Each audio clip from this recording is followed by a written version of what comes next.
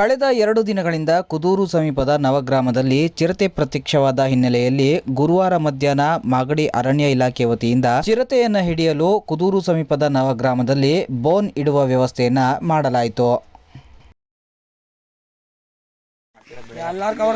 ನಿನ್ನೆ ನವಗ್ರಾಮದಲ್ಲಿ ಬೆಳಗಿನ 3 ಗಂಟೆಗೆ ಎರಡು ಚಿರತೆಗಳು ಬಂದು ಒಂದು ಆಟ ಪಕ್ಕದಲ್ಲಿ ಮಲಗಿತ್ತು, ಇನ್ನೊಂದು ನಡ್ಕೊಂಡು ಹೋಗ್ತಾ ಇತ್ತು ಅಂತ ವಾಟ್ಸಪ್ ಬಿಟ್ಟಿದ್ದಾರೆ.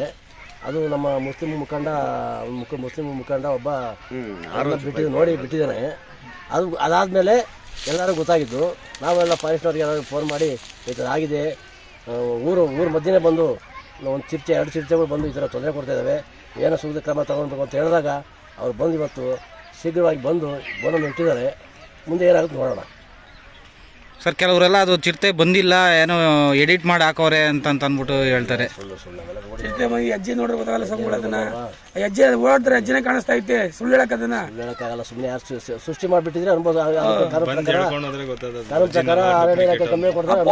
ಅಬ್ಸರ್ವ್ ಮಾಡಿ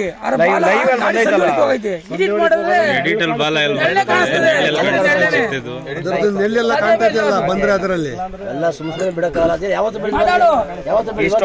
ಬಂದಿಲ್ಲ ಅಂದ್ರೆ ಈ ಸಲ ಮೊದಲೇ ಹೇಳ್ಬೇಕು ಅಂದ್ರೆ ಫಸ್ಟ್ ಇಲ್ಲಿ ಜಾಗ ಯಾರ್ದಾಯ್ತು ಫಸ್ಟ್ ಅವರು ಗಿಡ ಗೊತ್ತಾಯ್ತಾ. ಇಲ್ಲಿ ಸಂಸಾರ ಮನೆ ಇವರೆಲ್ಲ ಲೆವೆಟ್ ಮಾಡ್ಬಿಟ್ಟು ಎಲ್ಲ ಇದ್ಬಿಟ್ರೆ ಇಲ್ಲಿ ಪ್ರಾಣಕ್ಕೆ ಇದಾದ್ರೆ ಯಾರು ಜವಾಬ್ದಾರಿ?